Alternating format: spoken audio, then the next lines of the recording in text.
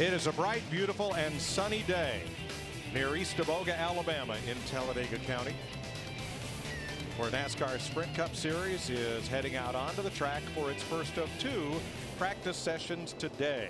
With the impound formula, 2 practices today, including final practice and qualifying tomorrow. Hi, everybody. Mike Joy, Larry McReynolds, Darrell Waltrip with you once again here at Talladega. Darrell, the good news is you come out here and you get to run flat out. The bad news is you get out here and you have to run flat out. Yeah, and really and truly, these single car runs that we're going to be seeing most of the day, they're easy. You could go out there and run 190 mile an hour around this place. Larry could even do it. Maybe. But we need to talk. I mean, it really is. This is a great big wide racetrack with huge sweeping corners. So if you can drive 95 or 100 on the interstate, you can run 190 around here, I promise you. So it's easy to go by yourself. It's when we get here on Sunday that it gets all combobulated.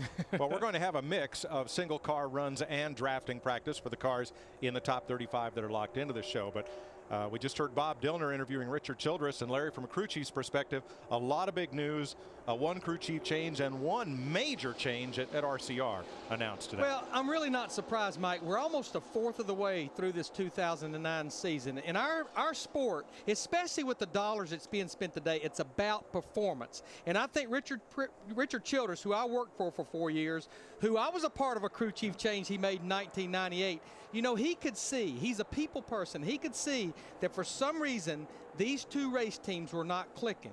Let's don't wait to the end of the season. Let's don't wait to the middle of the season. Let's go ahead now, like you heard Bob Dillner say, while those 2 teams maybe still have a chance to rebound and make the chase, let's go ahead and make this swap right now and get them back on track. But I think we're going to see a lot more changes within teams, say, between now and Lowe's Motor Speedway in a few weeks, because, again, if you're not performing, it's probably not going to get any better unless you make a change. All right, so the Kevin Harvick and Casey Mears teams have swapped everything but the spotter. Well, that's the simplest way to put it. Yeah. Is Kevin Harvick the spotter, and the sponsorship, Shell Pennzoil, is swapping with Casey Mears, Jimmy Kitchens, and the sponsor over there, Jack Daniels. The teams, the cars, the transporters, those things are staying together.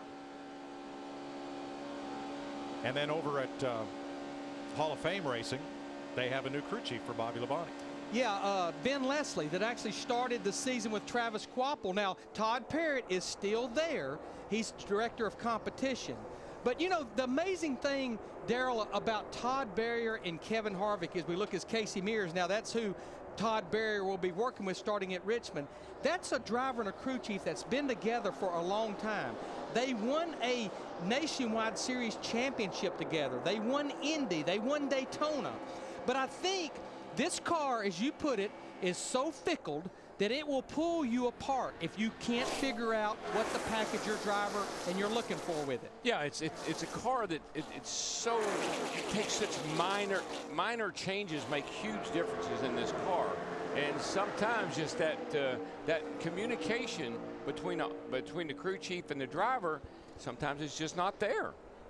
One other team that was rumored to be in the crew chief shakeup mill was the number 5, but Matt Yoakum, I'll bet last week's trip to Victory Lane put paid to those rumors for a while. Mike, that win was huge for Mark Martin, Alan Gustafson, the entire 5 team at Hendrick Motorsports. And Hendrick Motorsports comes into Talladega on the heels of 3 straight wins. Mark Martin would like to make it 4. His last win here at Talladega, it was the caution-free event back in 1997. Same race car they had at Daytona for the 500. Rain did not allow them to really showcase how good of a piece they really had at Daytona. Looking for better things here at Talladega. Mark also said, this is my first COT, Car of Today race here at Talladega. He said Alan's not really sure how much they're going to run 2 practice sessions today. They may only run just the first one. Chris Devoda? Well, after finishing being a bridesmaid at this track 6 times, finishing second 6 times, what could possibly be better for Tony Stewart than finally going to Victory Lane here in the fall? How about winning as an owner and a driver? He is getting very close. In the last 3 weeks, Tony Stewart has a 4th place, a 3rd place, and a runner-up finish. He is so close. What was he doing right before taking his car out on the track? He was joking around with some of his racing friends and idols, Morgan Shepherd and Red Farmer. Red Farmer and Tony Stewart obviously probably talking a little bit about the prelude to the dream coming up on dirt in June, just making the announcement that the proceeds will benefit 4 military charities. But right now it's not the dirt that Tony Stewart's worried about, it's the draft. Yeah, and let me tell you something. They're not playing around out there, boys. I tell you, Tony Stewart, I thought he was going to take out. It was Kyle Busch. It was Kyle, yeah. Look at this. Down on the apron, down below the yellow line, and back up in the racetrack. Get you some of that. You remember I told you and Larry could drive around here by yourselves? This is when it gets touchy right here. Well, look, now see the double yellow line. That's out of bounds at Daytona and Talladega. If this was in the race, Tony would have to back up and blend in. Now look at the push that Tony's getting from the 11 car. Just shoves him up in there, Darrell. 4 wide, 3 wide. You know, and what's amazing about that, not only did Tony Stewart, I mean, he's on the apron, but Kyle Busch, I mean, that could have been a huge crash right here in the first laps of practice. With a lot of cars involved. It just tells you how stable these cars are and what a great bunch of drivers this is, because this is when drivers are at a primo right here.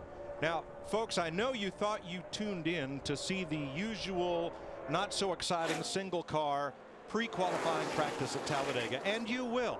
The cars that are lined up here are cars that must get into the race on time. They are waiting their opportunity for a clean track to make mock qualifying runs. But that group headed off into turn number 1. They know they're in the race, so they're in full scoop boogie mode right now. Yes, they are. Straight out of the garage area. It's fun to watch. Wow. Speed's presentation of NASCAR Sprint Cup practice brought to you by True Value, the tools, products, and expert advice for all your project needs. True Value. Start right, start here. And by KFC. Stop on Monday, April 27th for a free piece of new Kentucky grilled chicken.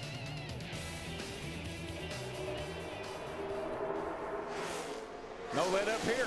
Not at all. I'll tell you. Ryan Newman backed out of this, and so did Dale Jr., but the rest of them are still going at it. 3 wide. Boy, Jimmy Johnson in the 48 car, he just got into the back of his teammate, Jeff Gordon, in that 24. There was just nowhere for him to go. They just started stacking up at the end of the backstretch. Well, one thing they know about this car after racing a couple of times at Daytona and Talladega is that big fat square bumper on the front of these cars lines up perfectly with the big fat square bumper on the back of these cars. You can knock the fire out of a guy and not spin him out and really shoot him to the front, just like we saw looks like, I thought the 44 was getting ready to give Jeff Gordon in the 24 car there, the yellow car, Pepsi Challenger car, a boot in the back, but they backed off and gave him a little room. Now we got a lot of new paint schemes to show you today, and we will as we cycle through this and the next hour of practice. There's one of them, A.J. Allmendinger, carrying the Hunt Brothers pizza colors for the first time. And you mentioned Jeff Gordon. Where have I seen that paint scheme before? On the 24? I'm probably the only guy here that recognizes that car all the way around the racetrack. I know exactly where he is. What year did you have that scheme, Darrell? That was 1983 we ran that car. And, you know, I drove for Pepsi for 3 years. I drove 2 years for the Mountain Dew car, 1 year with the Pepsi Challenger. Won 30 races, 2 championships, and second in the third championship. Had a great run, and it's really exciting for an old guy like me to see a car that you drove or a paint job that you drove out there on the racetrack. That means a lot. You've seen several of your paint schemes out there on the racetrack the last couple of years. Yeah, Dale Jr. had the Mountain Dew car at Darlington last year, and that was exciting. Jeff, what's really exciting about this is I talked to Jeff this morning, and he's actually really pumped up about the car, how it looks, and good chance he could get his 83rd win here. Which would put him one win behind DW and Bobby Allison. Would tie him with Cale, and then next race he'd tie him with Bobby and I, and then the next race he'd be third all by himself. Now, most of these guys, they've been out there since this practice started. Most of them are coming to complete lap 12 or lap 13. Now, a full fuel run here is about 40 to 42 laps. So I guess if I'm a crew chief in the garage area right now, what I would like to see right now in the heat of the day, which is when we're going to be racing on Sunday, maybe about a 20 to 25 lap run. If everything's good, if everything looks good, you know what? We may just sit tight till the final practice coming up here later.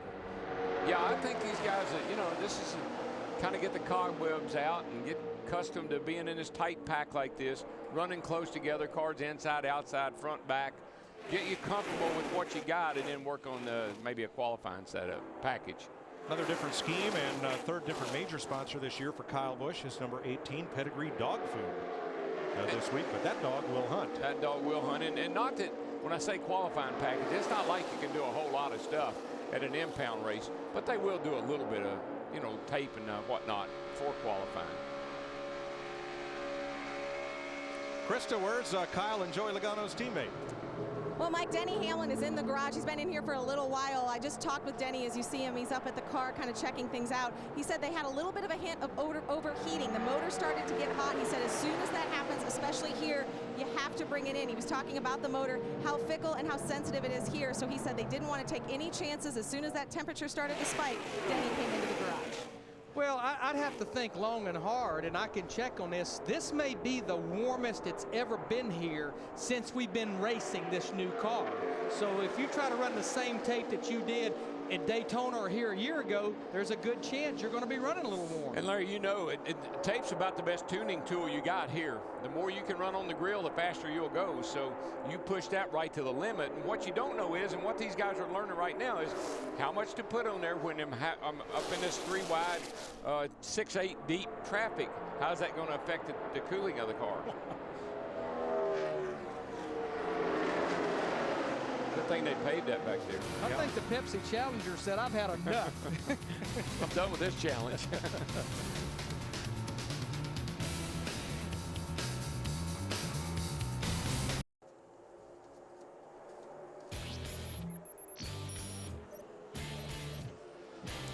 Get more NASCAR at SpeedTV.com. Comprehensive news and analysis, exclusive features, and more. Just go to the NASCAR section of SpeedTV.com. And Mike, Larry, I watch these guys slice and dice around here. That just tells you how much confidence you have to have in your spotter. When there's a small opening that you can drop down to the end, say you're in the middle and you want to drop down to the inside, you got to you can't hesitate. If that spotter says you're clear now, you're running 190 mile an hour, you got to move now. If you hesitate, you might get run over. Let's mention that Robbie Gordon has the fastest lap of this session, but we really don't put a whole lot of faith in the stopwatch in this session. Robbie was running behind the main pack of cars, and as he drafted up on them, that's when he scored what is now the fastest lap of the day. The important thing here is, will your car hang in the draft, and will it suck up? Will it run well in the draft? Not so much the stopwatch. Right. Well, you can go ask any of the guys down there in the garage. They'll tell you, see, you can cover up that scoring monitor. It doesn't mean a thing right now, because just what you said, Robbie Gordon get back, get a big suck off everybody in front of him. He can run 198 miles an hour. The only people paying attention to that scoring monitor is those go or go home guys right now. But Mike, Robbie Gordon needs that race car to run up in the front in this draft, because he comes in here 35th in points right now, in jeopardy of getting knocked out. Right now, of the cars making single qualifying runs, Scott Speed in the 82 car, he's the fastest of our go homers. And I got to tell you, I've been coming down here a long time, and that opening practice session right there was as wild as I have ever seen at this racetrack. Normally, this is what we see right here. Right. Little groups of guys go out and work together, play around a little bit, fill your car out, be sure everything's okay. That opening session was like mayhem. I wonder, and I'm just wondering, how much the no testing policy had to do with everybody getting out there wanting to get one run and a whole lot of traffic under their belts right away. Yeah, I don't think any here, because you can't, you know, other than Daytona, I mean, it's the only place we ever test these cars anyway, these restrictor plate cars, this engine package, everything. So I don't really think probably here more than any place else testing would not be of a big value. But I tell you what, I do believe that no testing this year. I was looking at some numbers this morning. 3 years ago, the average age of the winners of the races was 30 years old. This year, after 8 races, the average age of the winners is 38 years old. And think about this. Who needed to win races this year? Matt Kenseth, he hadn't won a race, already won 2. Jeff Gordon hadn't won a race. He's already won 1. Mark Martin. And I think those drivers with a little more experience are the guys that this no testing policy kind of, you know, like maybe the blind obvious or rule of unintended consequence. Well, the other side of that coin is a 22-year-old didn't win half the races so far, like Kyle Busch tried to last year. Exactly. You know what, we always talk about the draft, and I think what we want to do, we want to show how the draft works. Now, you see Dale Earnhardt Jr. up there, he was by himself, but look at Greg Biffle basically, he wasn't pushing the 19 car physically, but he was pushing him through the air. The 19 car was creating a pocket of air that line of cars behind him, and you can see how they'll just drive by Dale Earnhardt Jr., who's down there by himself. Then you saw Biffle pull down in front of the 88 car. Now those two cars will start drafting off each other. That's what we'll see for 500 miles on Sunday. One of the things that I don't understand why, and you remember with me and think about this, two cars, everybody's dogging the bottom, hanging around the bottom. All of a sudden, two cars get hooked up. They go to the outside, and it looks like they got 100 more horsepower. I mean, they come motoring around the outside and go right to the lead. We've seen that the last couple of times down here with this car. I think a lot of it, Darrell, is we know that these cars punch a big hole in the wind compared to the cars of yesterday or yesteryear. But not just at the front are these cars really draggy, but I think with the wing and the body shape and everything creates so much turbulence at the back that between now and the way it used to be, two cars together in this configuration are a whole lot better against one car than two cars used to be. Yes and no. Okay. But here's why. If you're running the bottom and you're in a line of cars, you're dragging the brake. You're maybe even playing with the throttle because you got to stay in line. And so you're really not running at max power. Two guys jump to the outside. They don't have to lift. They don't have to drag the brakes. They don't have to do anything. Here they come at a full head of steam. I think that's the difference. Good point. Well, it's like being on the highway. Even if you're doing 70 miles an hour, if there's only one car near you, you know, you're driving a whole lot differently than if you're in push-pull in a whole line of them. Then take that speed and multiply it times 2.5 and get on out there and give it a try.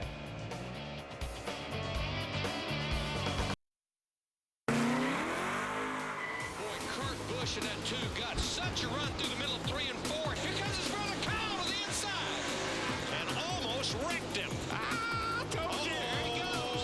I told you. Checkers or wreckers. That was a bummer to have my little brother pull that move on me, and maybe I should have given an inch instead of taking an inch from him. But right now, I'm not eating any Kellogg's anytime soon. Let's see if they can make it through here without running over each other. Boy, and look at Harvick go like he shot out of a rocket over there in the middle of turn 1 and 2. I think really the race came down to one key moment for us, and that was going into the last segment. You know, it's kind of one of those all-star moves. You either make it or you don't. And passing Gordon and Burton on the outside there, 3 wide, going into turn 1, and that was really the key to the race. Just staying in front and being able to hold off the 48 at the end. Kevin Harvick wins the Nextel All-Star Challenge. Celebrating 25 years of All-Star memories. Don't miss the NASCAR Sprint All-Star Race on Speed, Saturday, May 16th, 7 p.m. Eastern. NASCAR on Speed. Be there. 2007, that was the year that you voted Kenny Wallace into the field. However, it was Kevin Harvick who drove to victory lane in the All-Star win. And boy, we're counting the days down. It won't be long. We'll be at Lowe's Motor Speedway. 22 days to the All-Star race. Wow. You know, we mentioned a little bump drafting going on, spoiling that Pepsi Challenger paint scheme. How's it look, Krista? Well, you know, Jeff said the car felt good, but yeah, you saw a little bit of damage there on the left rear. The team working on just kind of banging that out a little bit, some of that bump draft damage. But you guys talked about how crazy and dicey they were getting out there so early in this practice session. You saw evidence of that there on the left rear of the 24. Pretty cool shot here, this in-car camera. Look at this little shifter, Larry. Don't have that big old pole like we used to have in there. Now they got the little just straight up and down quick shift, and that's a neat cockpit. I went and looked at the car, and there's just so much stuff inside these cars. Look at it. That's an air intake for the seat. I think that's well, it's a place to put your drink bottle and all kind of neat little things in there. It's like a house of mirrors. I know that, though. Oh, he's got mirrors. You don't really mirrors. see it from this shot, but there are mirrors everywhere. And there's all of his radio stuff's over on his left side over there. Got 2 or 3 radios in there. It looks like an airplane in the cockpit. And the little dash, it's got gauges and stuff in it. They look like Formula One cars now. It's pretty cool how these cars look inside. Interesting you mentioned that. When Jeff got to drive Montoya's Formula One car on the road course at Indy, I'd imagine he came back and say, hey, I found some of the neatest stuff. Well, you know Let's take a look at these things. One of the neatest stuffs he found was the steering wheel. Yeah, you bet. Because that little steering wheel is, everybody's gone to the smaller wheel. And the reason being is, the guys tell me, it's because the seats, you're so confined in the seat that you don't have the arm room to get out and hold on to that great big wheel like we used to use. So now they're shrinking them down, and I'm not sure if this is the Formula One wheel with the bottom of it cut off or not. I think it is. Now, the reason he's waiting on pit road is they want a bigger group to run with. Maybe not quite as big as that first group we had, but you'd like to have at least maybe 10, 12, 14 cars out there to really know if the change they made to the car has affected it. Running with 3 or 4 cars is not going to tell you. Now, Formula One wheel has all of those controls built right onto the wheel. Even the tachometer is in the steering wheel in a series of LEDs. You know what those steering wheels cost? Lots. I'm going to have to check with Peter Windsor, but I believe they're in the $20,000 Oh, range. heck, I thought they were like $100 grand. Well, they might be. I think they're pretty. If we wanted one. They're pretty expensive, I know that. Because that's the car's brain. They got to put that back on the car. You know, when they crash, they can't leave the car until they put the wheel back on. I'm leery of any car that the driver cannot start by himself. Now, the last time we saw Casey Mears and Dale Earnhardt Jr. was after the race in Phoenix. Casey had wheel hopped getting into the corner. That got into Dale Jr. and turned him around, and Jr. returned the favor to Casey after the checkered flag waved, followed by a little bump and thump on pit road. Let's have a look at it as it happened. Well, we already know that Dale Jr. had his hands full with his car at that point. He was just hanging on. And so this is post-race. Around goes the 07. Everybody has to stop sooner or later. Excuse me, pardon me, coming through. Boom, boom. Out go the lights. And Tuesday is penalty day in NASCAR. That's when the whole competition department gets together on a conference call, and they have decided not to levy any penalties on either driver, but to assign each of them to a probation of several races, as in don't do it again. In other words, don't do that again. Well, but I want to tell you something. I remember talking to Mike Helton about that, because probation's never really meant anything. It's just kind of like a non-penalty. Right. I talked to Mike Helton about that, and he said, let me tell you about probation these days. When you're on probation now and you mess up again, you better get a hold of your pocketbook, and you might want to check into a hotel somewhere, because you may have a little time off. So supposedly, probation is not exactly that free pass we used to get. Okay, well, I'm okay with that, Darrell, but I applaud NASCAR for their decision not to penalize either driver. Neither car was heavily damaged. Neither driver was hurt. It was an act of crime of passion, if you will. And, you know, Phoenix, we talked about it being a short track race at high speeds. Tempers are going to boil over during the race and afterward. And no harm done. Yeah, and quite honestly, I don't even know. I would have not even put them on probation. Absolutely. I mean, I just think that absolutely. Instead of putting a press release out that said that they've put the 88 and the 07 on probation, I'd have put a press release out that said Dale Earnhardt Jr. vows to get Casey Mears back at Talladega. Oh my gosh, Larry. And you know, if Jim Hunter was still the PR guy at Darlington, that press release would be on your desk today. You can tell we're in Alabama. Larry gets all wound up. Speed's coverage of NASCAR Sprint Cup practice is brought to you by the Polaris XP sales event. Hurry, it's going on now until April 30th. I think somebody just unleashed round 2. Yeah, I think you're right, Larry. Well, they went in for pit road together. They went in, assessed the body damage. Wasn't too bad. Here we go again. Let's go back. Gordon said, all I got's a little ding on my bumper. I'm ready to go. I know Pepsi Challenger is hungry, man. She wants to dig. Just move out of my way. Thank you very much. But, Mike, you said something a while ago about the spotters. And we've talked about this before.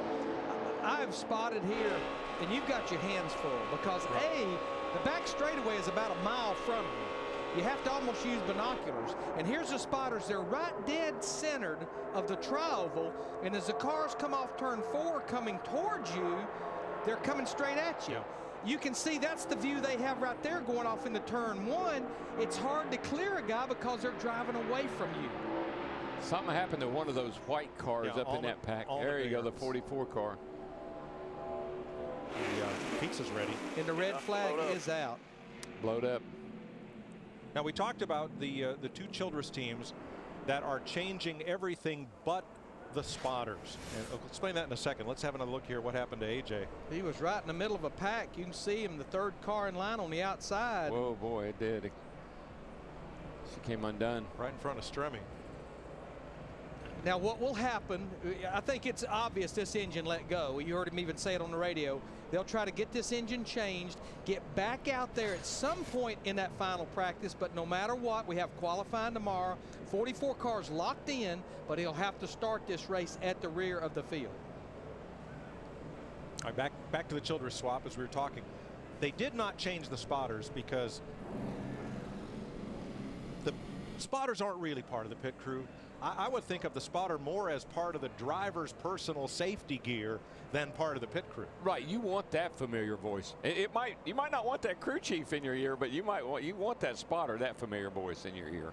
And that spotter, those two spotters have nothing to do with those teams' performances as far as what's been going on with them. But I kind of feel sorry for Casey Mears. I mean, this could work out really good for him and for Kevin. I don't know. But think about Casey Mears, how he has, I don't think he's gone through a year yet that he hadn't had a crew chief swap, a car swap. He has not been able to have a consistent go anywhere he's been yet. It's been a very bumpy road for him in Sprint Cup. It absolutely has. And once again, we're not going to look at that. It's all in who you're running with in the draft. Matt? Mike, Kevin Harvick ran 14 laps the first time on the racetrack, and then he just completed 6 laps. The only real adjustments that has been done to this number 29 machine after the first run, they pulled some tape off the grill. Larry Mack talked about some cars running hot. He had climbed to 245 in traffic. And then they also spent some time, and DW's talked about this, the driver area, making sure all the little things are exactly where the driver needs to be. And they had to adjust the side mirror that's on the A-post of Kevin Harvick's car. They spent quite a few minutes working on that, getting it exactly where he needed it, the angle-wise. And Harvick said on the radio, this car is great. The motor is so smooth. And if nothing happens to us in practice, we've got a great race car that can go to victory lane on Sunday. Now where that side mirror is that Matt pointed out and Darrell drew, you can reach over and adjust your side mirror in your car, probably electronically with a switch on the armrest. The driver cannot reach that when he's in the race car. So that's got to be right before you go out. Well, that's where all the mirrors are. I mean, you know, the chances of being able to grab a mirror during the race and tweak it a little bit, you just can't do. And that's one of the reasons why that first practice, you want to get that out of the way. You know, you don't want to sit around here until tomorrow afternoon. A driver calls you on the phone, cell phone, says, oh, by the way, I forgot to tell you. Well, if he forgot to tell you by then, you're in trouble, because remember, this is an impound race and you're not going to be able to adjust anything. And then, of course, the next to that conversation will be, how are we going to fix that? Can you put a nut driver in your pocket? Throw a piece of roll bar padding at it. Krista. What is Tony Stewart working on in this practice? Well, after his first run, he said his car felt like an accordion. He said it could get up to the front, but then it would drift to the back. He wants his car to stay up front longer. But Tony did say this is an extremely important practice. And you would think with all the experience Tony has, why? Well, you still have to know what your car is doing in the draft. He's picking different lines, finding different drafting partners to figure out what his car does where. Probably working on an air box. Maybe when we come back from break, we can take a look at what an airbox is. Okay. Has a whole lot to do with how much horsepower you can make here. Oh, yes.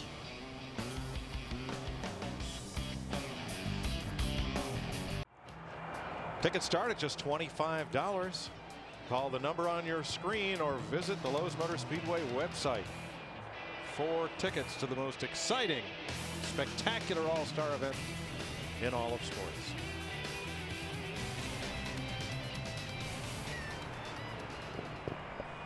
The track is closed momentarily as they clean up from A.J. Allmendinger's wreck. And Larry just pointed out that first car in the front row of the inside, a famous number returns to NASCAR. I'm going to tell you what, Mike, as I was walking through the garage area this morning to see that 4 car. Now, Eric McClure, who runs the Nationwide Series full-time, is driving this car. But it's a Morgan McClure car, and they have not fielded the car since Homestead Miami Speedway back in November of 2007. They possibly plan on running some more races this year. But I'm going to tell you what, back in the day in the 90s, when you'd come to Daytona or Talladega and that 4 car was sitting in that garage area, That's the car everybody was clocking. They won here 4 times with Sterling Marlin and Ernie Irvin. They had the number for restrictor plate racing back in the 90s. Oh, yeah, you put a watch on that baby the minute she rolled out on the track. And by the way, I want to clarify something. Maybe we have or maybe we haven't, but this crew chief swap doesn't take place till next week. Yes. It's not. They're working together with the same crew chiefs this week. That takes place next week. Now, I'm anxious to talk to Richard Childress about that because, Darrell, what I was thinking about is if you're going to make a swap, make it. What a better place to do it than here, because this is not a lot about problem solving.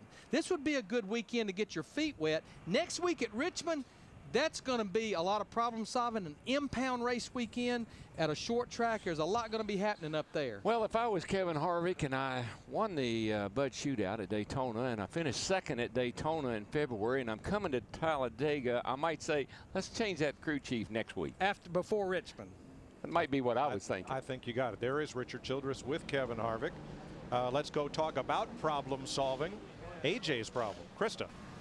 Yeah, they've got some problem solving to do. I believe it was motor went boom were the words we heard from you on the radio. Obviously going to lose a lot of track time out here. Talk about what the challenge is now. Well, I mean, it's first of all, we're excited to have Hunt Brothers Pizza on this car. First time this weekend to have it on the Dodge, and yeah, you know, the car was running fine. You know, Talladega, with how smooth the racetrack is, handling's not that big of a deal. So we got in a big pack, kind of got that sorted out. So we just got to put another bullet in the race car now. So losing track time's not that big of a deal. We wanted to try some engine stuff there, but looks like we get to try a whole new engine now. All right, thanks, AJ. And I think the last statement he made tells the tale. This is when teams are experimenting a little bit. You come to Talladega, it's springtime. You've got 2 more restrictor plate races coming your way.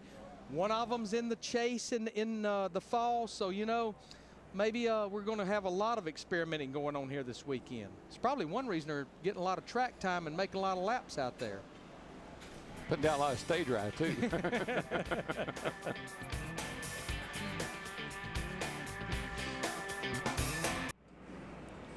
There's a potential member of the inaugural class for the NASCAR Hall of Fame, Richard Petty. They're going to have a Richard Brickhouse brick at the entrance to the Hall of Fame, don't you think? Well, yeah, he won the first race here in 1969. Yeah, I might buy one of those. And there is one of the King's former rides. That's when Mike Curb was listed as the owner of the 43 team, and they ran the Pontiac Grand Prix with STP colors. A car much like that is in the Smithsonian. They have very few race cars in their collection of Americana, believe me, but the one in which Richard won his 200th race at Daytona is preserved and is in the Smithsonian. And if you look at that car, that Pontiac, or Poniac, as he would say. Yes. I mean, look at it. I mean, it has a lot of the same characteristics of the car we got right now. It's got a big old flat nose and a big old flat front bumper, no splitter. That's a big, huge spoiler up on the back of it back there, and the body's huge. You know, 115-inch wheelbase car that we shrunk down to 110. It's a big, big automobile. You know, just watching Richard Petty, and we just talked to A.J. Allmendinger, when you think about it, the last time we were at a restrictor plate racetrack at Daytona in February, that's been the highlight of Richard Petty Motorsports. They actually had 3 cars finish in the top 10. A.J. Allmendinger finished 3rd. Had a good run in the Budweiser shootout. Get that picture. Get that picture. Yeah, that's not allowed. It's not allowed to take a picture of Richard. The King without his hat on. Sorry, Larry. That's a rare picture. Don't see that very often. I'll tell you a quick story about that. We were doing commercials for a sponsor, Richard and I, back in the day. We're going to see it again. And after we finished the session, we had to meet Richard's wife, Linda, at Lenox Square Mall in Atlanta, which is a very big and busy mall. And I said, Richard, you know, I said, you okay going in the mall? And, you know, just like the 2 of us, stuff like this. Oh, yeah. I said, watch this. He puts the hat and the sunglasses on the back seat of the car. We walked through the whole mall for 2 hours, and nobody knew him. I mean, it was like Superman, sans cape and tights. It was pretty cool. I mean, just hanging around with the King for a couple hours on an afternoon is pretty cool. I used to hang around with him every Sunday afternoon for 4 or 5 hours, and I don't know that it was always the most pleasant thing I did. Especially when he'd come over after the race. Would he point that old long finger at you? Poke that long index finger in my chest. I said, man, when's he going to get tired of doing that? Well, I think we're ready to get back after it here. Yep. We have customers. The drive-thru is open. And these would be the drafting practice cars. I like the way that, but you look, now in that first practice, they came out of the pits and they were getting it. I mean, all up on the wheel and took off like they were going to a fire somewhere. Now they come out kind of organized up here. I think they're looking for partners. I'm waiting on my buddy. He's coming, and here we go. You know, one thing that we do have different at Talladega versus Daytona, because of the speeds are greater here. There's more grip with this racetrack. It's smoother. Is NASCAR actually, and they did this last year, they put a 32nd of an inch smaller carburetor restrictor plate on here versus Daytona. Doesn't sound like much, but for every 64th of an inch they change that restrictor plate, it's 12 to 14 horsepower. So these engines, theoretically, they have about 25 to 30 less horsepower than they had at Daytona back in February with that smaller plate. So how do you overcome that? Goodyear came with a new right side tire and picked the speed right back up. But now remember probably why they did come with a little different right side tire. We had a lot of issues here in the fall race. Yes, we did. We had some right rears that were not lasting like they needed to. And this track is a little steeper banking, and it's more than 1/10 of a mile longer around than Daytona. But I think if you look at the surface, and that's just the stage ride dust, folks. That's not an engine problem back there. But if you look at the surface, look how much whiter it is this year than it was last year. Right after they paved this thing, she was nice and black and had a ton of grip in it. And I'm sure it's probably lost a little bit of that grip.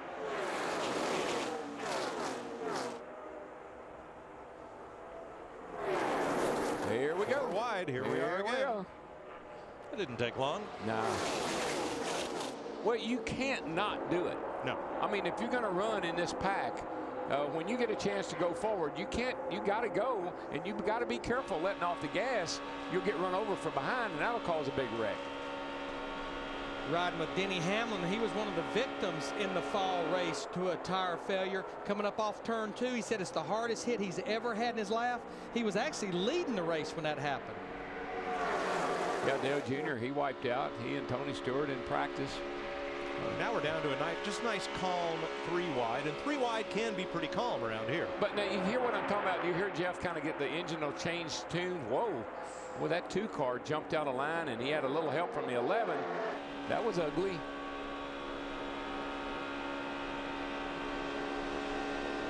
But you hear Jeff working the throttle, and that's what you do. You work the throttle just slightly, but you drag the brakes a lot here to keep in line. Uh-oh. What's that noise? Something's rattling around there somewhere. That was interesting. Again. I think there's a couple of cans of Pepsi rattling around inside there somewhere. But you can hear the RPM. It almost never changes, even in the middle of the corners. Turning in the draft right now with this restrictor plate in this gear, it's turning maybe about 8,500 RPM. But see, that's what fools you. When you're sitting there playing with the throttle, and then all of a sudden you get a chance to hold it wide open, you say, man, I can pass all these guys now. It doesn't work that way.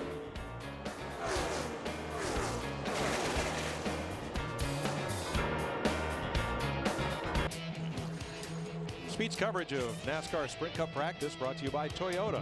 For the latest Toyota racing info, visit toyotaracing.com. Toyota, moving forward.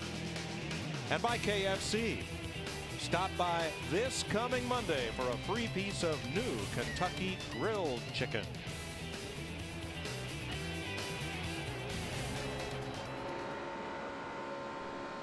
Here comes Marcus Ambrose. Just what an amazing job this guy is doing for Michael and that team. Marcus has run good every week. If he hadn't had a couple of engine failures, man, he'd be right up in the middle of this thing. We were talking earlier about mirror adjusters and how, for the most part, those mirrors are not cockpit adjustable. Matt Yoakum with more. And Mike, a couple issues for Ryan Newman, similar to his teammate Tony Stewart. Issues getting the car to suck up to the car in front. They'll work on that during this practice session. And also, at the conclusion of this practice session, one of the crew members, Jake Ranieri behind me, who typically works inside the race car in the driver comfort area, he'll work with Ryan on the mirror across the top. Apparently, it's vibrating. They'll add some more washers to try to cease that vibration. And you know, this is a good opportunity to look at their pit box here in the garage stall. They got a big magnet that can put 5/8 wrench, just magnetize it right up on the deal there, easy access. But you know you're in Talladega, the most important tool of all. And they should weld this to the toolbox, I think, if I were those guys. I would say the luck they had in Daytona, I would hang horseshoes all over that toolbox because they had a very trying speed weeks. They don't weigh as much as tungsten, but you could hang a couple in the car. Every time I see a horseshoe, I wonder where it came from. Because I mean, somebody lost one. You know, Darrell, I think what Matt was talking about, that during this downtime before the next practice, they're going to work on that 39 car because it's not pulling up or sucking up in the draft. You were talking earlier about the air box, and what that is, that's about a 2.5 by 20-inch hole in the center at the base of the windshield, and it feeds air to the carburetor. And you're very limited on what you can do with that opening in the air box that shoots air into the carburetor, but you can change the shape and configuration. Sometimes it may want a different air box configuration for qualifying by yourself than racing. Of course, here you're going to have to qualify and race the same air box, but that's something that you can definitely tweak on and work on. Yeah, it's real sensitive, that is. And I mean, I've been to the track before and changed it 10, 15 times, just different angles, different ways that it shoots into the carburetor. And just that can make all the difference in the world of how a car sucks up and how it runs.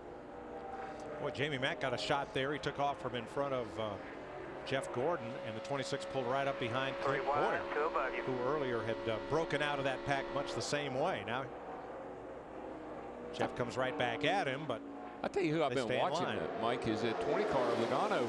He's been real cautious, but that car will run. I've seen him pull out a couple of times and make some passes. Whoa, this is big. That is the team. That is the team that won the race here in the fall last year with Tony Stewart. That 20 team. Yeah, I was going to say, Darrell, when did Greg Zipadelli not bring a really fast car to Talladega? I don't know. I just saw 5 cars wide. I don't know how they did it. I guess they're on apron. Yeah, that's what I was saying. The car looks a lot better here than it did at Daytona back in February when he was having his hands full with that thing. Looks a lot better and more stable here. You know, Darrell, as we watch these cars 4 and 5 wide, I was reading some quotes from some drivers about this car versus the old car. Of course, we've been racing this car here now. This will be the 4th time. But it's a move that Dale Earnhardt Sr. kind of made famous, where you go up and you do a side draft off of a car. It speeds you up and slows that car down. And this driver was saying that the side draft, when you go up against a car by himself, it really doesn't slow him down like it used to with that old car. Yeah, you know, we've said the middle has sort of been the sucker hole. They say this car really likes the middle, that you can really make a lot of good passes going up through the middle of the 2 lines, and that's why you see that more maybe with this car than we've seen in the past. We did see that a good bit at Daytona, Darrell, where a driver would we thought get stuck in the middle. Some would go backwards, but some actually would be able to improve their position there. Here you go. Push, push, push. Coming through. Excuse me. Got it made, boys. He's coming to the front.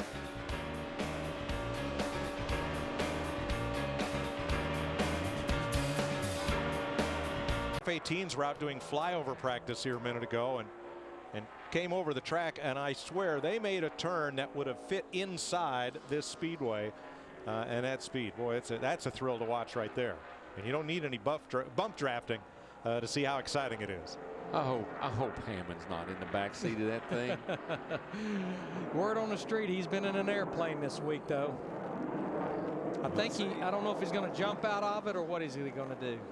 Well, I know he's not going to fly it. That's one thing I know for sure.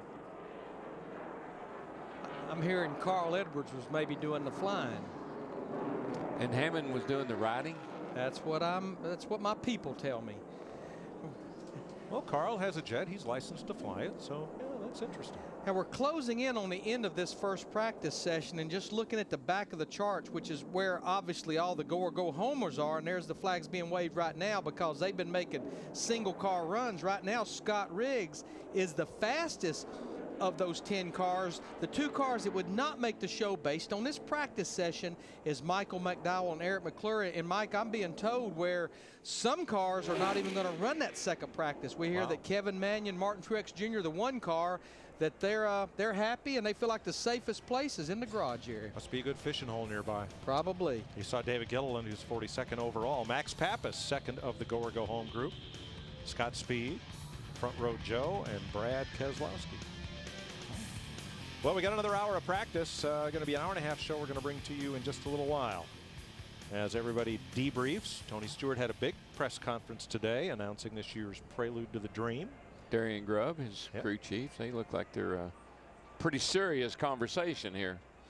He's fourth in the points coming in here to Talladega. 3 consecutive top 5 finishes the last few weeks. And great starts as well. Here's our Advance Auto Parts Friday menu. NASCAR Live comes at you next. Then we'll have Sprint Cup final practice. The ARCA REMAX Series takes to the track for their race at 5 p.m. Eastern Time. And who's on trackside tonight? We've got more people than we can hold. We've got Kevin Harvick, we've got Jeff Gordon, we've got Michael Waltrip. We got a great lineup, and the guests aren't bad either. We need about a 3-hour show tonight, but we're going to condense it down to a 1-hour show. All right, NASCAR Live is next, and then we'll be back with you for Sprint Cup final practice.